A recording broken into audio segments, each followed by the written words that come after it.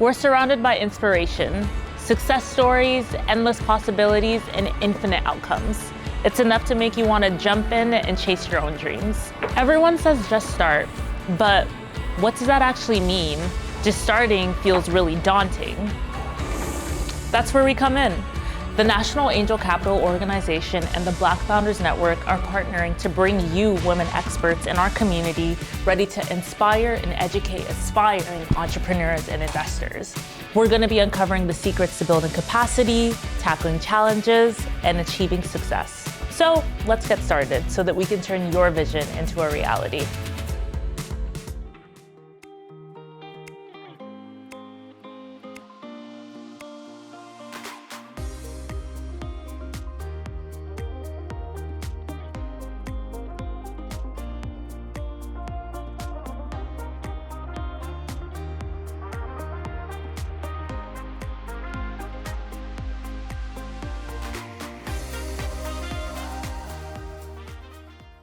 Hi everyone, my name is Faiza, and join me in this conversation as we speak with investor and founder Jenn Turliuk.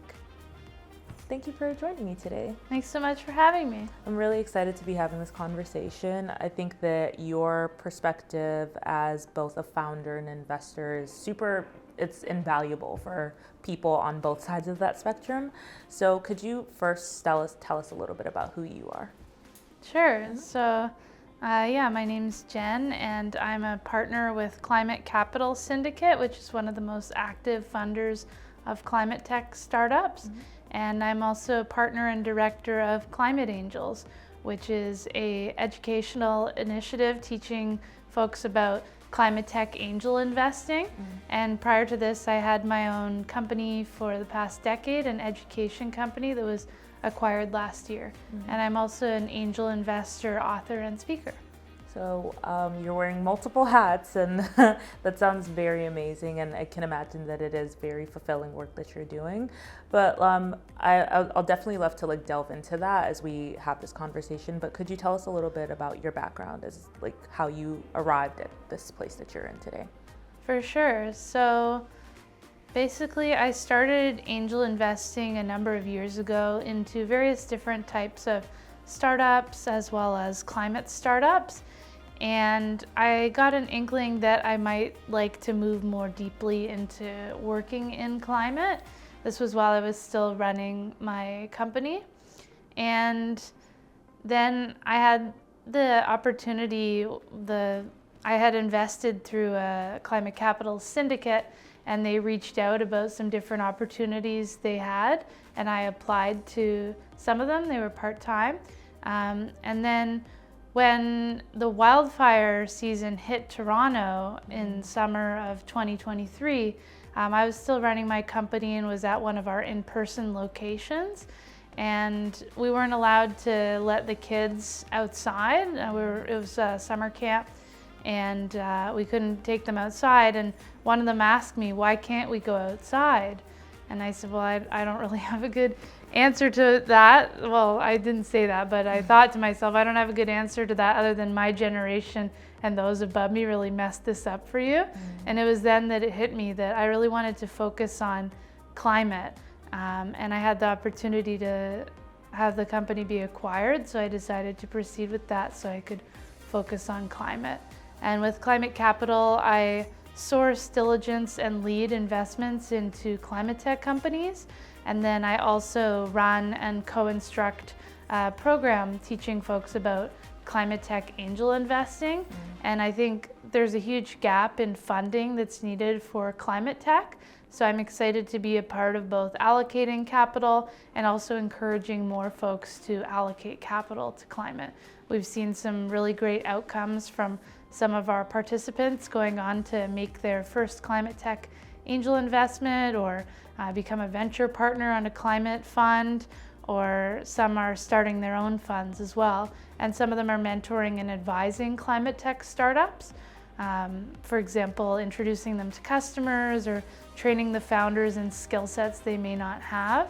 And so it'll be exciting to see how that might accelerate the growth and impact of those climate tech startups. No, and it's definitely very important work, as it really informs what the future will look like, right? And education is super powerful in the space because it keeps people informed and it equips them with the right skill sets and the tools to get started and get going. But let's kind of do a bit of a deep dive into Climate Angels. Could you tell us a little bit more about the program and how it educates investors about climate tech opportunities? Sure. So Climate Angels is a 6-week program that teaches people about how to do climate tech angel investing. Our last cohort, we had speakers from some really notable climate venture capital funds, like Lower Carbon Capital, MCJ Collective, Voyager, Gaingels, Planeteer Capital, and others. And so that was really exciting because our angel investors were able to hear from these folks and also learn from senior leaders at Climate Capital about how to do everything from creating your climate tech angel investing thesis to how to source startups, how to select them, how to build syndicates, how to execute deals, and also how to support portfolio founders. And so we brought in selected folks who had maybe just gotten started with angel investing or with climate tech angel investing, and were looking to deepen their knowledge of climate tech angel investing or maybe make their first climate tech angel investment. No, amazing. And I guess with bringing these partners, right, could you share a little bit more about what establishing and developing those relationships look like? Yeah, so Climate Capital is one of the most active funders of climate tech startups. It has almost 400 portfolio companies, including some really notable companies like Span, Remora, and Mosaic, and exits including Blueprint Power and Amply, and co-investments with investors like Lower Carbon Capital and Y Combinator and Khosla Ventures, and also a network of about 4,000 investors and founders. And a Slack network with the founders of the 400-ish companies we've invested in. So through Climate Capital, we have a pretty broad network, and some of the folks at Climate Capital were able to reach out to some of the folks at other funds that they knew to invite them to be speakers. And then we also reached out to people who we weren't connected with, but would like to be connected with to be speakers as well. And we found that folks were enthusiastic and willing to pass along their knowledge and also encounter angel investors who might be able to bring them deal flow or invest in their funds or something like that. So yeah, it's been a really great collaboration, and I think one of the great things about Climate Capital as well as some of our partners is some of us have low investment minimums. For example, our syndicate has minimums as low as $1,000, so folks can invest in really great climate companies with as little as $1,000. And we also have various different funds as well, including a bio fund and a seed fund. And we also have a podcast and blog, and those are some of the ways that we both connect to community and try and build community and pass on our knowledge. No, it definitely sounds like a really comprehensive and holistic approach to collaboration, community building, with the overall intention and mission to pass on knowledge to support the next generation, right? And I guess for someone, before we kind of get into the next bit of this conversation, but you spoke a little bit about the offering that Climate Angels provides with supporting new investors with creating a thesis. Could you share an overview of what that looks like for someone that's aspiring to becoming an investor? Sure. So we basically give an overview of the climate tech investment landscape. We share about why climate tech angel investing is important. For example, startups that receive angel investment have been shown to, on average, perform better than companies that just receive venture capital money without receiving angel investment first. And we give them an overview of the landscape of climate tech startups and climate tech investors. And then we showcase some example theses, including some of our own, and the speakers talk about their theses as well. And then provide some guidance, almost like a Mad Libs type formula, or fill in the blanks, where folks can determine what sectors or sectors they want to invest in, what stage, early stage, late stage, often early stage, what geographies, what check sizes they're going to write, how many investments they're going to do, and other aspects like that. No, thank you for that overview. Now switching gears, looking at the founders really in this space, could you share some of the biggest challenges or opportunities that climate tech ventures kind of experience when trying to secure funding? Sure. I think one of the biggest obstacles is this sort of clean tech 1.0 hangover, which for those that don't know, like clean tech 1.0 many years ago was a lot of excitement about what was called clean tech at the time, or clean ventures, and there was a lot of investment that happened, and not all of those investments panned out. And so I think some investors are a bit reticent to invest in climate, period. But in terms of challenges that founders face when they're approaching funds that already invest in climate tech, I would say it's things like being able to demonstrate traction or ability to get traction. Often in climate tech, unlike other types of funding like SaaS, startups approach investors before they've achieved traction. So for us as investors, it's helpful for them to demonstrate ideally some sort of traction, whether it's letters of intent or LOIs, or past history of achieving traction with another venture, or just some measure of us knowing that this is not a science project, it's a business.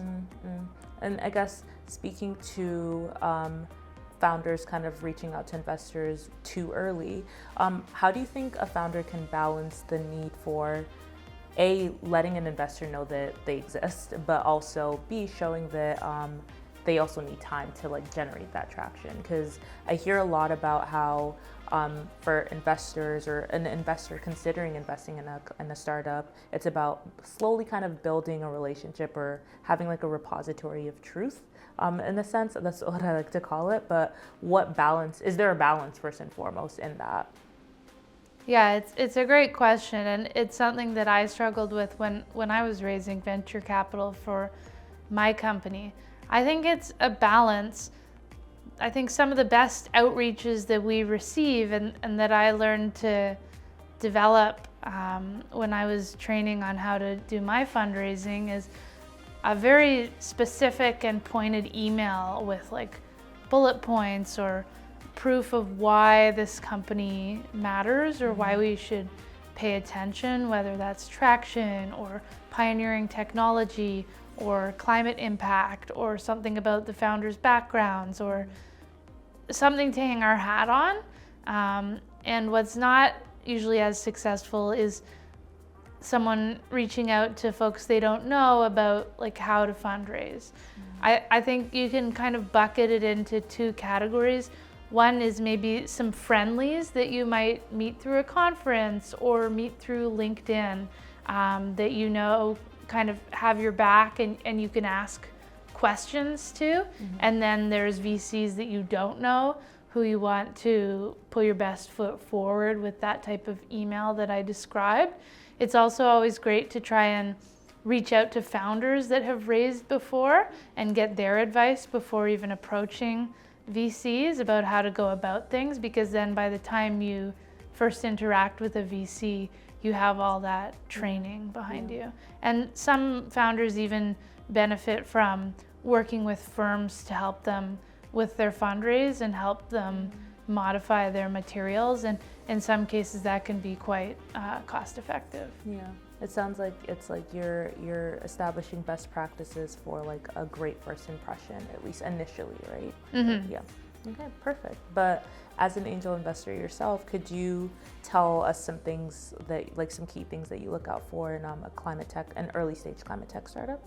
Yeah, so I look for a variety of things. We try and bucket it into the 6 T's, we call it. So things like team, technology, terms, timing, and optionally traction. So ideally there is some form of traction through LOIs or something else, or we expect there to become traction. But each investor at Climate Capital selects their deals a little bit differently. We also look obviously at the climate impact. That's very important to us, and we use different tools and frameworks that are out there, like Prime Coalition's Crane tool, which is a great tool for assessing climate impact. And we also have some due diligence frameworks that we work through. And speaking to those due diligence frameworks, could you shed some light on at least one or something for our viewers? Sure. So I think it's different for each investor within our fund, but for myself, I have a pretty extensive spreadsheet of criteria that I look for. That's important. Yeah. I mean, anything that's important deserves its own spreadsheet, right? Like I have musicals in a spreadsheet. Anyway. No. Yeah, so basically I have this extensive spreadsheet, and it goes through criteria that I look for before even engaging with a company, and then criteria or after I've decided that I want to engage with them, things that I'll ask them by email, and then a list of questions I like to ask in meetings, materials I like to see, follow-up questions. Like I said, each investor is different, but I try and get some of the key things I'm looking for out of the way via the short email exchange prior to having a meeting, just so I'm not taking up precious meeting time from the founder if I already know it's probably not going to be a fit. Because each investor and fund usually has a very specific set of parameters and criteria and thesis. I didn't realize this when I was fundraising as much as I now see it today, but often, even if a startup looks really neat, a fund may not be able to invest in it if it doesn't fit their specific thesis and criteria, whether that's geography, stage of company, or something else. And when I was an entrepreneur, I thought, well, maybe they could just, bend that so they could invest in me, but no, it turns out they can't, because they have LPs or limited partners or investors to answer to. So if an entrepreneur is being rejected by a venture capitalist, it may have nothing to do with their idea. It may have everything to do with the fund's thesis. That's a really important thing to know, because I think that most entrepreneurs take that rejection to heart, where it's like, why can't they invest in me? But actually, when you're trying to raise money, it's supposed to get you to that goal. And I think that you might have to kind of hit a couple curveballs before you get there. But kind of speaking to an entrepreneur trying to find someone that might be in alignment with their organization and what they're trying to build, what are some tips or tricks you can share for someone to find that first and foremost? Sure. So when I first started trying to fundraise, I didn't really know what I was doing. I reached out to a couple VCs. They weren't interested. I think I reached out to 3, and I thought, well, my company's not a fit for VC. And then I realized it's actually way more extensive than that. For example, I think the founders of Airbnb reached out to something like 133 investors or some really high amount to get only a couple of yeses, and obviously that company's done really well. What we ended up doing was hiring a firm to help us with our fundraise, and they put us through a process that, whether you work with a firm or not, I think is a good one to go through. So they created a very extensive spreadsheet for us of target funds based on some data analysis of looking through tools like Crunchbase or PitchBook to see what startups like ours or in the same field as ours had done in terms of their investment journey, like who they'd receive investment from. And from there, we made a list of target funds to reach out to at some point, because we figured, okay, if they invested in another ed tech company, they might be willing to consider investing in us. And from there, we researched who are the founders of those companies that received investment from those target funds. And we reached out to a number of those founders to ask if they might be willing to have a chat with us and share their experience. And quite a number of them were willing to. And then when we got on the call with them, often at some point, since founders are really kind, they offered to introduce us to the fund. Wow. And that's one of the strongest methods of introduction to a fund, is not from another venture capitalist, but from another founder, as specifically a founder within their portfolio who's doing well. And so sometimes we got introductions, which sometimes led to meetings with those VCs, and we'd prepared a pitch deck and run it by a couple different folks, and we'd prepared a memo as well, or a one-pager, and had those materials ready, and then took kind of different approaches with the different meetings. In some cases, the VCs wanted us to walk through our deck. In many other cases, they just wanted to have a conversation or ask us some specific questions. And then for the VCs we weren't able to get introductions to, we reached out through cold emails, and through all those different means, we're able to complete our raise. So I think my top tip for how to fundraise is to be very methodical and very extensive in terms of the number of VCs that you reach out to, and know that it's a process, and like time box the process, because it takes a lot of time, and it also is ideal if you complete it within a certain amount of time from an optics perspective. And then, of course, before doing any of this, I think it's important to think about, is taking on venture capital right for you, or is bootstrapping? The answer is different for different people and for different types of businesses. My business was bootstrapped for many years before I took on venture capital. And so, I think that's a really important question to ask of, do you want to do it? What's the right time? And be ready for that. Thank you for that rundown, and especially for sharing your experience, and that I think that was very comprehensive. Kind of speaking to a startup's decision to bootstrap or seek venture VC funding, right? Could you tell us, I know it varies from person to person or startup to startup, but what are some of the factors that one should consider when trying to determine whether VC funding is right or bootstrapping is right? I think it's really a matter of independence. When you bootstrap, you have a lot of independence, and that can be both good and bad, because you as a sole founder or as a set of co-founders are charting your course, and maybe you seek guidance through mentors or advisors, but you don't have the formal guidance of investors. But that can be fine. There's lots of companies that have done quite well without venture capital.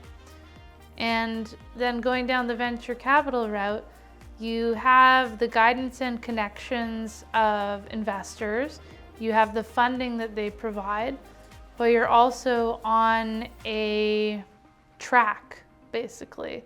You're on a track to hit certain milestones within certain periods of time, the venture milestones, so to speak, to get from one round to the next, and to get from that round to the next, and eventually to get to exit or IPO at certain revenue multiples per year and certain growth metrics that you need to follow to continue to be venture backable and venture fundable. And that can be great for some people. It's an established, set of parameters to go through. You have investors to help you, or hopefully help you, and to connect you with other investors. But you also have a bit of a split focus in many cases, because while bootstrapping, your main focus is on your customer. You live and die by your customer and their ability to pay you or their willingness to pay you. In the venture route, you also have a large part of your mind share devoted to investors as customer. And you have to make sure you don't lose focus on your actual business customer to satisfy the venture capital customer, so to speak. But I think there's some really great and supportive VC firms out there that have really cool resources, whether it's an expert network or a Slack network of founders who could become potential customers, suppliers, collaborators, or sources of introduction to new funding.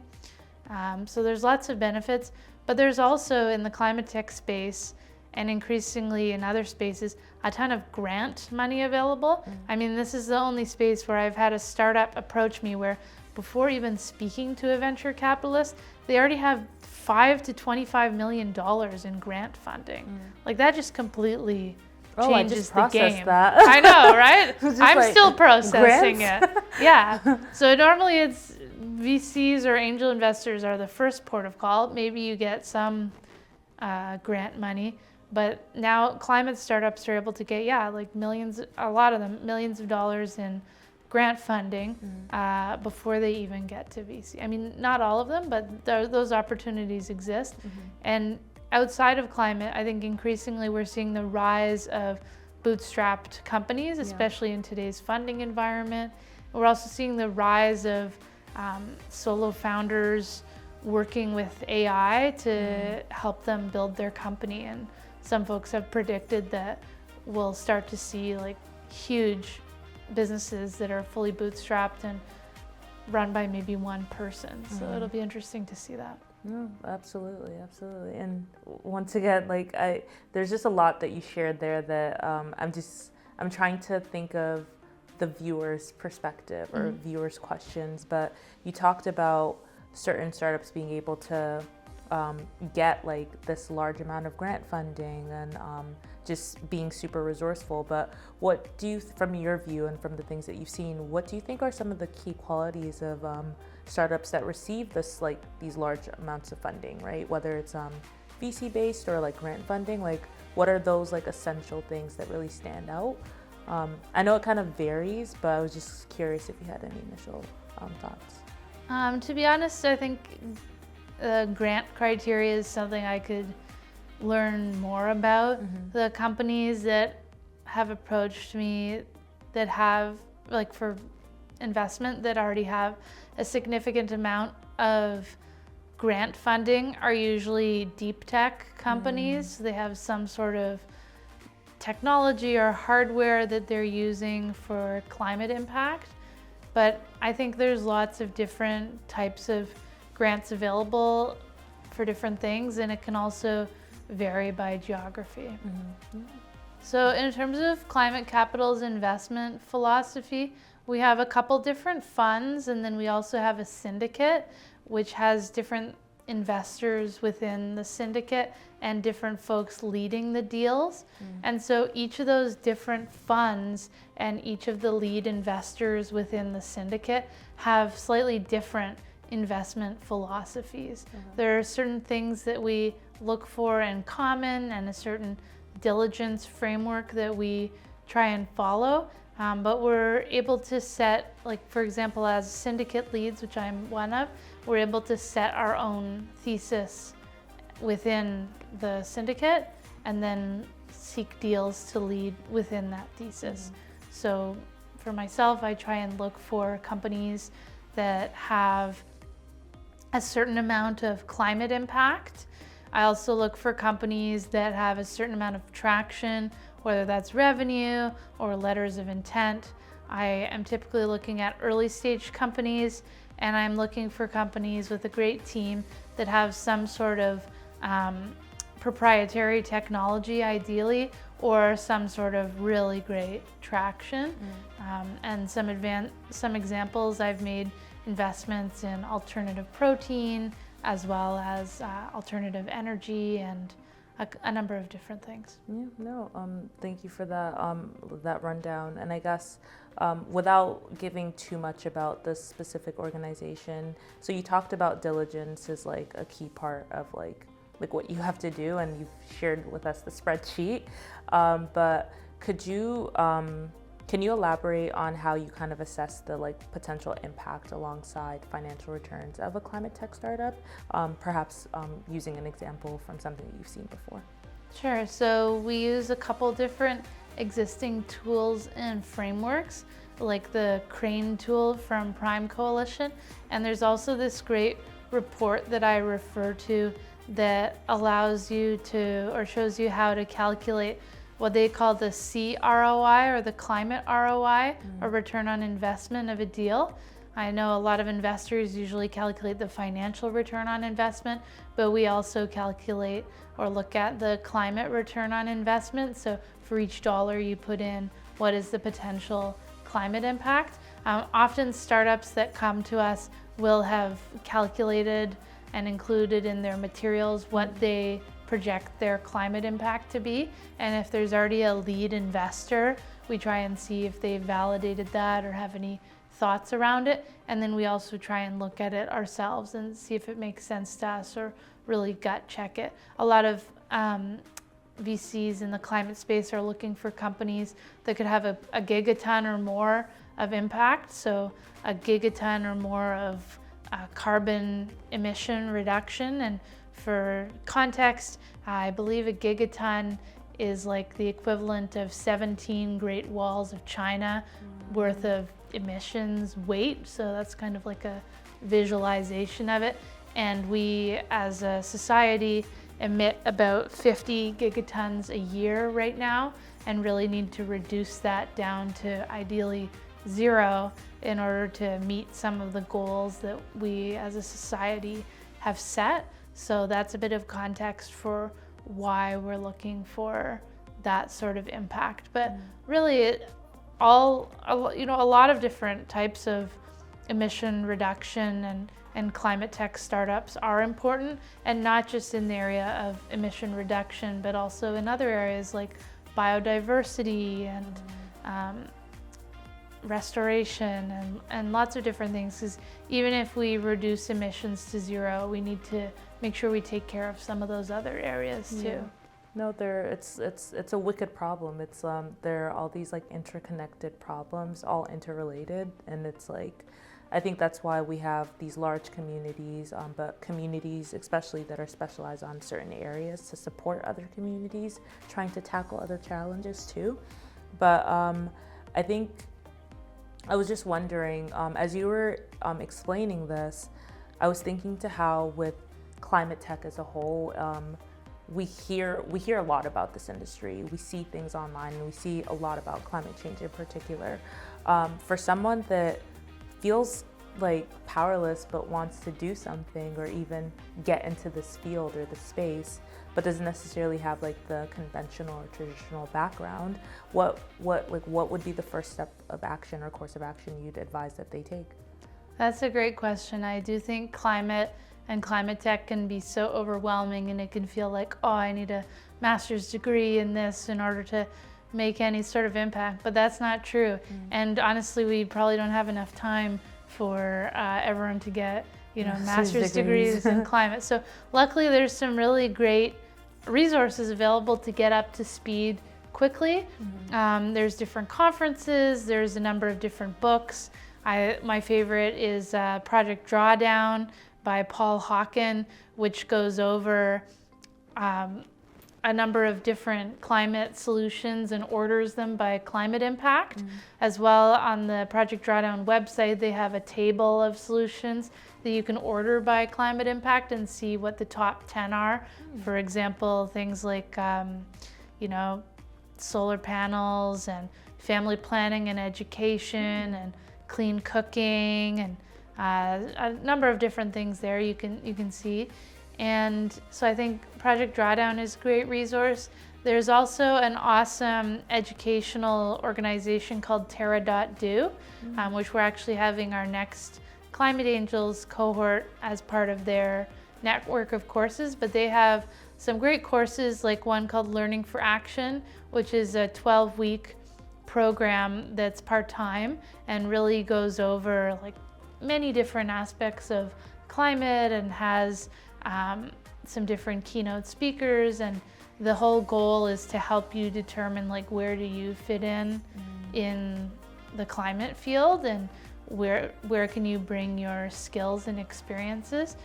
But you certainly don't have to do a course like that. I think it's important to think about kind of the traditional, a lot of people refer to it as ikigai, or intersection of what you like to do, what you're good at, what you can get paid at, and what the world needs, and with a big emphasis on climate and what the world needs if you want to focus on that. And so thinking about those other parts, what are you good at, what do you like to do, how can you bring those to a focus on climate, whether it's through an organization you're already a part of, which is a great way to make a climate impact, or whether it's through transitioning.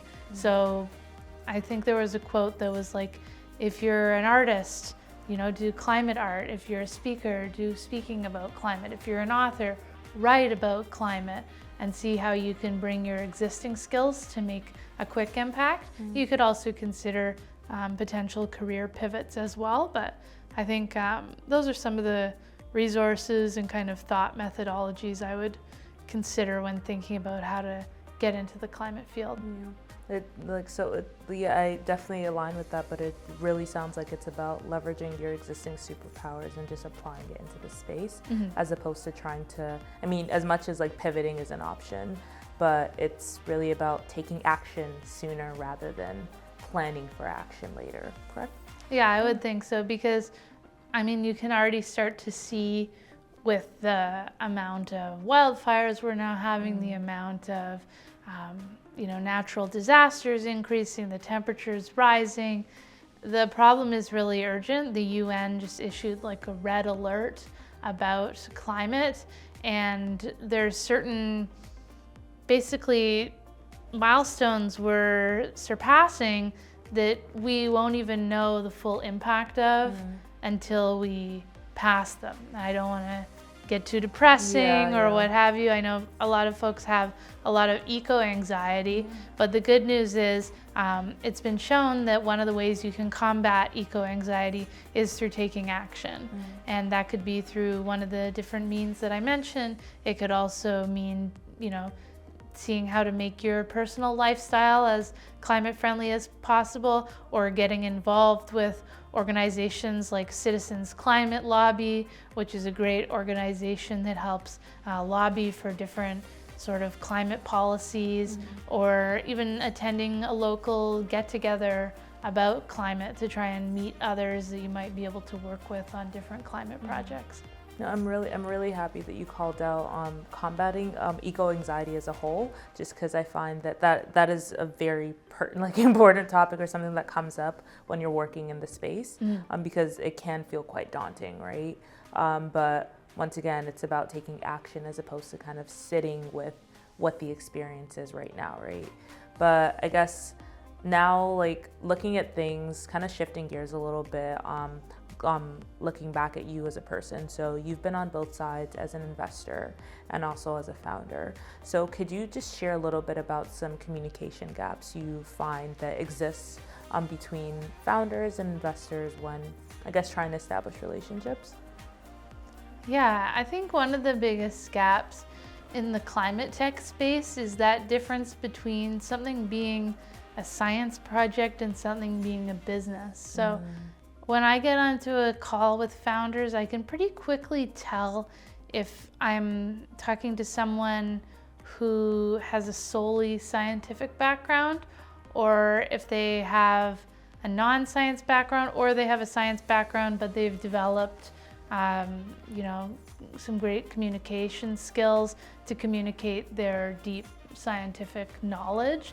And so I think that's really important, because as investors, we don't always know the deep scientific layers of what a PhD is working on. That's why they're doing the PhD in it, right? Because they know it. And so I think it's important for them to be able to communicate that in plain language, not assuming that anyone knows what they're talking about or has any prior knowledge, but just to communicate it in ways that anyone could understand. I think paradoxically that could help them get further than explaining it in a way that's very difficult to understand but sounds really smart. Yeah, no, for sure. And I guess on the topic of communication, and like you mentioned, like being able to speak to something simply, right?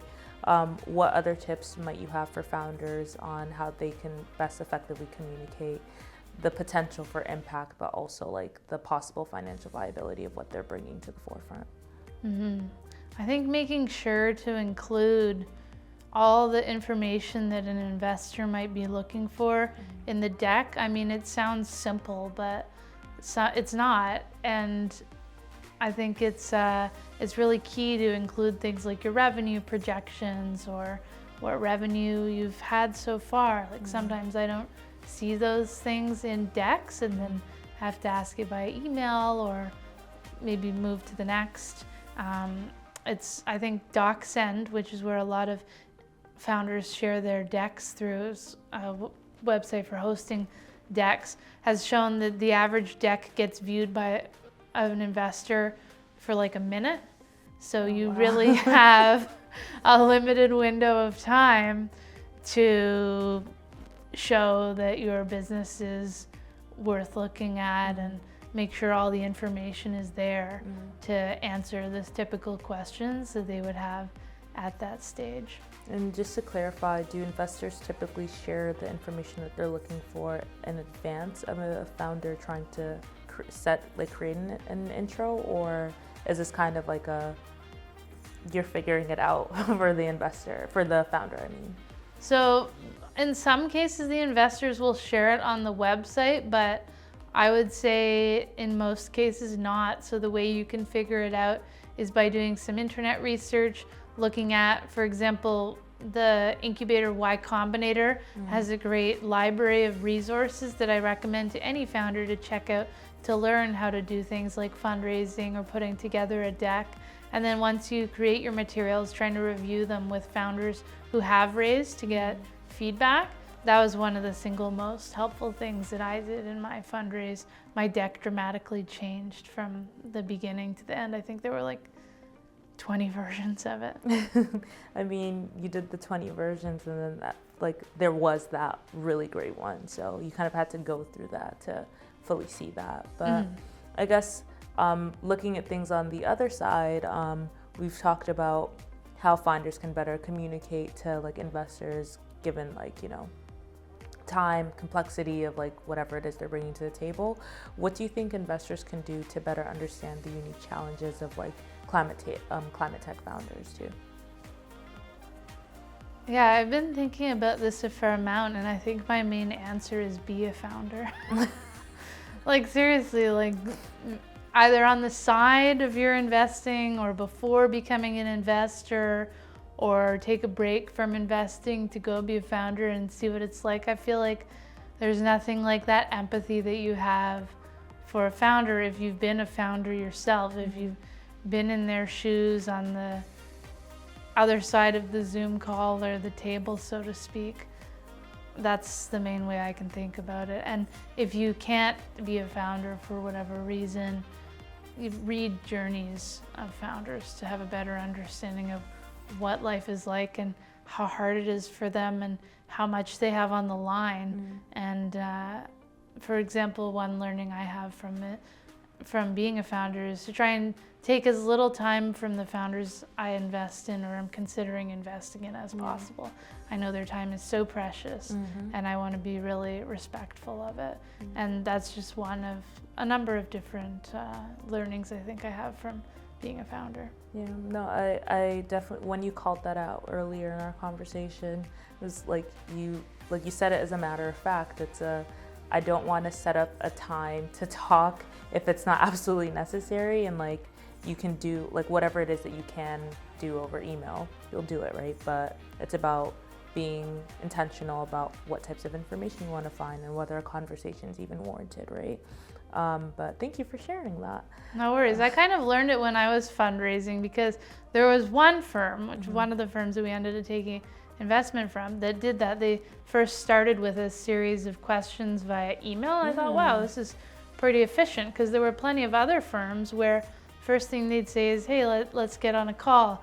And then they'd ask me to go through my pitch, and I'd go through my whole pitch, and I'd go through my whole thing, which took, a lot of energy. And then they'd ask questions. And then at the end of it, they would say like, oh, we actually don't invest at the stage that you're raising at, so it's not a fit. And I'm like, I put the stage in email. Why did we even have this meeting? And I guess they were doing it to learn or gather information, or maybe they had a competitor in their portfolio and wanted to do some info gathering, or maybe they were just bored. Like, I don't know why they were meeting with me, but I didn't feel it was a good use of my time. And I don't want to do that to founders. No, understandably so. That's so important. But I guess looking at the climate space as a whole, I was like, so we know that climate change is a global problem, and we all will be affected by it, right? And I find that there seems to be like this, like a lack of diverse voices in the space. I just wanted to hear from you your initial thoughts about issues that you might have noticed with regards to diversity and inclusion in the space, and then we can kind of delve into the nuances afterwards. Well, for example, like less than 2% of venture capital dollars goes to women, which is a horrific stat, considering women are, 50 more percent of the population, and the statistics are similarly low for different, diverse backgrounds in terms of race, in terms of sexuality, in terms of different gender diversity and so forth. So that is unfortunate, and I think some of the ways we can combat that are getting more diverse folks into investment seats, which I think has been shown to lead to more diverse investments through government policies or allocations of capital to diverse founders. And I was even thinking,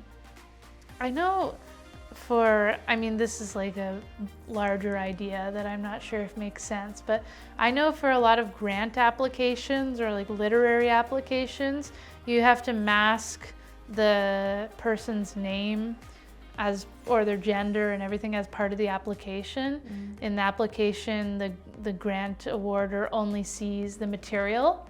And I wonder if we should move to something like that for VC. That would be a way bigger, broader thing, but there are starting to be some legislations in the US regarding diversity in VC or in board structure, and I think there should be some more here as well in Canada. And the other thing is considering the usage of AI, which might be quicker than my grand plan for revising the application process for VC, but AI has been shown by data-driven VC to be more effective at screening startups than humans. And there are some biases in AI for sure, but there's also some ways to combat that. And more VCs are using AI as their initial screening method before even looking at deals. So I think considering increasing the usage of that and making sure that it deals with biases could perhaps help bubble up more diverse entrepreneurs and founders to be considered. And of course, this is very important to me, some VCs still have on their website that they don't accept unsolicited applications, and they only require warm intros. They'll only take warm intros or introductions from people they already know to consider a startup. And to me, that is so antiquated. That is so old boys club, and that is so perpetuating not having enough money going to diverse founders, because diverse founders may not have those old boys club networks that refer them into VCs. So I think being willing to have a form on your website where anyone can contact you.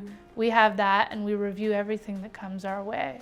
And I think more firms should look to do that as well, so that they're being more inclusive. No, I'm definitely aligned with that. I'm wondering, so you talked about having diverse voices and spaces in like the investment seats. That definitely plays a significant role. What are, outside of like policy, like what are some things that ongoing initiatives or programs or people in the space can do to like allow for that to even exist or even come like happen, right?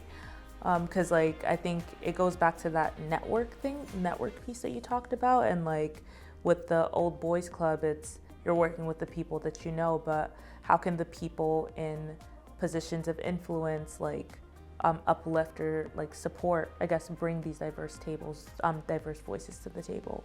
Yeah, it's a great question. And there's a number of different programs and specific investment firms that focus on supporting and investing in certain diverse backgrounds of founders with, I think, varying effectiveness. Like there was a study that came out recently that said, and this is unfortunate, but it said that if you're a woman and you receive investment first from a woman-focused VC firm, basically, like that invests in women specifically, your likelihood of raising a second round goes down significantly versus if you had raised from a VC firm that doesn't have that specific focus. I don't know if that's the case in other areas of diversity, but yeah, it's interesting to think about like why is that and how to get around that. I would say one of my favorite examples of supporting diverse founders is an organization called Gangels. We had a speaker from Gangels as part of our program, and Gangels is basically an investment group that supports queer founders and is also made up of a number of different queer investors, and I believe non-queer investors too. And Gangels has really become like a very formidable name within investing. Like often when you see deals come across on AngelList, which is a platform many of us have our syndicates on, you might see something like co-syndicated with and then the syndicate name, or you might see like a co-investor is this and see the name of a syndicate. And I think Gangels has come to be seen as like a really strong brand, and they've done a great job of selecting companies.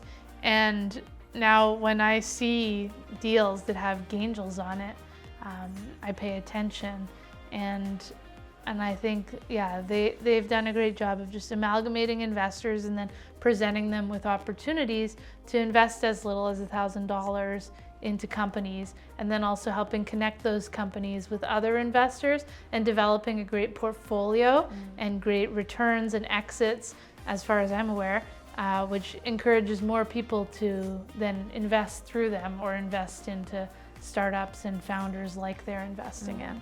And just to go back to my earlier point around that study, I'm not exactly sure how to combat that societally, but I guess as a female founder, one consideration to combat that is if you have then the choice between taking investment from a female-focused firm or a more general firm, you might, contemplate that carefully based on the results of the study and if there's similar studies for other diverse backgrounds.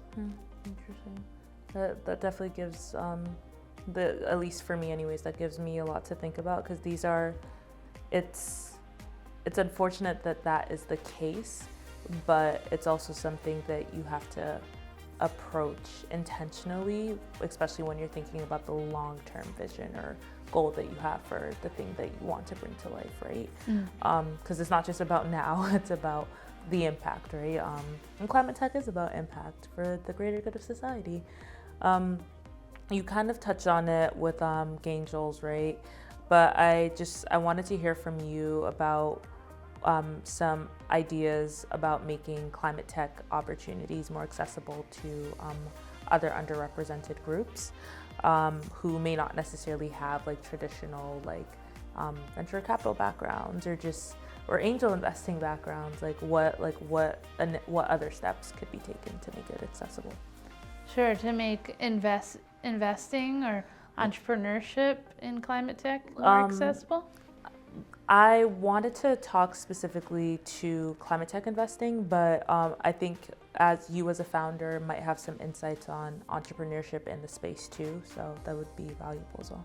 Sure. So we're actually trying to do a number of initiatives to be able to reach more people, to be able to invest small amounts or however much folks would like. So I think democratizing education is an important way to allow or increase the amount of diversity in any given area. So things like podcasts and blogs and making investment opportunities available with low minimums.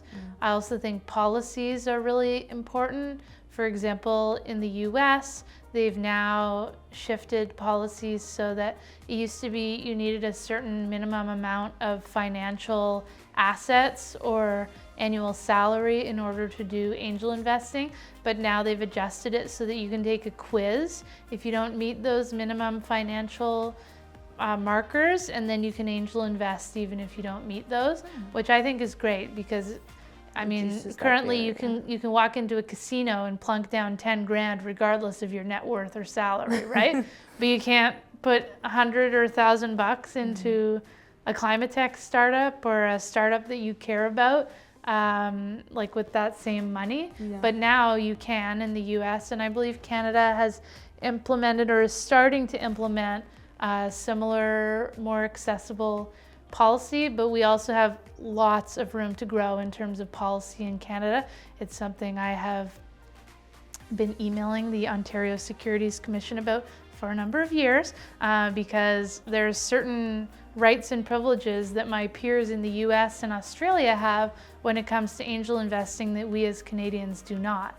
And because of that, I've been blocked from investing in a certain number of really cool deals, including a certain very timely pre-IPO deal that I will now not receive the returns of because I couldn't invest in it because of Canada's rules. So I think changing some of those rules is imperative, and also providing education and free education. Nelson Mandela said education's the most powerful weapon to change the world, and I really believe that. So helping make it possible and allocating more funding as well, making equity crowdfunding platforms more accessible and allowing them in Canada. They're, like some of the other opportunities I mentioned, similarly blocked right now alongside the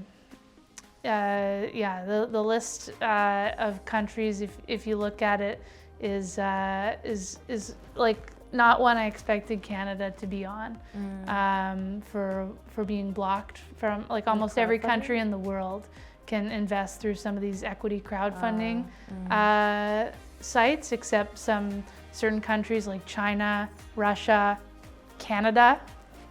One of these things is not like the other entirely. It's not a sensitive country that I'm aware of. Anyway, so making that available, because then folks can invest as little as $100 on some of these equity crowdfunding sites and get equity into these companies, which is really cool. So I think those are some of the ways, and also some programs to make angel investing more accessible. I mean, it's been great for me working with Climate Capital because angel investing and venture capital investing can be very difficult to break into, but there's certain opportunities and organizations that offer opportunities to break into it through programs or roles. So I think increasing those, and there's probably many other things, but those are just some initial ideas. No, thank you for calling that out, because it starts from you sharing these ideas. It gives someone something to start with first and foremost. But on the topic of policy and advocacy, right? I just wanted to hear from you some things that people can do to advocate for some policy changes that block Canadians to do certain things right now. Sure. And also, I just wanted to expand on my answer for founders. So I think something that can help founders is Y Combinator has made a number of their educational materials free and available online for anyone to use, both through their library and their old version of their library, which is sorted in a different way. And then they have this thing called Startup School. And so basically what they've done, for those that don't know, Y Combinator was the incubator that Dropbox, Airbnb, and others went through. And they've taken the curriculum from that incubator and made it available online for anyone to go through for free, which is super cool. And I think that's a really great resource. In terms of what people can do for policy or advocacy to deal with some of these laws, I'm actually not 100% sure, because I've been emailing the OSC for years. I've talked to numerous lawyers about it. I've talked to numerous politicians about it. And I've even considered becoming a lawyer myself to try and to deal with this. But I don't really have a clear answer. But I've been told maybe showing up at the OSC doorstep could be effective. I don't know. But just to give some examples of what the issues are, in case someone wants to, for example, email the OSC about it too, or show up at their doorstep. One of the issues is that on AngelList, which is a very notable platform that most people do, or most syndicates, where it's a group of people doing investment, are hosted on. And AngelList is a place where you can get access to investment opportunities from Silicon Valley and other places like you may never have been able to access otherwise, to invest as little as $1,000 into companies that you probably had heard about or may not have heard about, or like very popular companies as well as new companies at various stages. And it's a great platform that many people use. But through that platform and others, Canadians and Ontarians and British Columbians are blocked from doing a couple different types of investment. One is if the syndicate lead has not put a minimum investment into the deal. For example, if you're a syndicate lead, you might have a $50,000 or $100,000 allocation. And part of that, you make a certain investment. The average is $1,000. But in order for the deal to be eligible for Canadians to invest, you have to invest a certain amount. So instead of the $1,000, you might need to invest $2,000. And because the average syndicate lead is putting in usually $1,000, it's usually easier for them to just say, I'll just invest $1,000. Sorry, Canadians, you can't invest. And that's one of the reasons I often can't invest in deals. By the way, that's the only country that gets brought up or mentioned when putting together these deals. And another one is Canadians are blocked from certain aspects of leading syndicate deals, which is also an issue because leading syndicate deals has become a very popular way to break into venture capital, and Canadians are blocked from doing different types of leading syndicates, leading to folks needing to set up entities in the US or otherwise, which introduces tax complications and all sorts of things. Canadians are also blocked from investing on popular crowdfunding sites like Republic, alongside countries like China, Russia, Ukraine, and other sensitive countries. And what else? There's so many. Oh yes, here's one more. You can't invest in secondary shares usually. So on AngelList and other websites, it's becoming increasingly popular for, let's say, employees of companies who've received shares or investors who've somehow got access to those shares to then sell them onwards to someone else, which is called a secondary share, which can be a great way to access opportunities that you may not have been able to otherwise. or you may not have been able to at the time they were issued, except if you're Canadian, because then you can't buy those. And I have personally been injured, they call it in law, I've been personally injured by this law a number of times where I've went to invest in a pre-IPO company where it was the last round of investment before they were about to do an initial public offering on the stock market.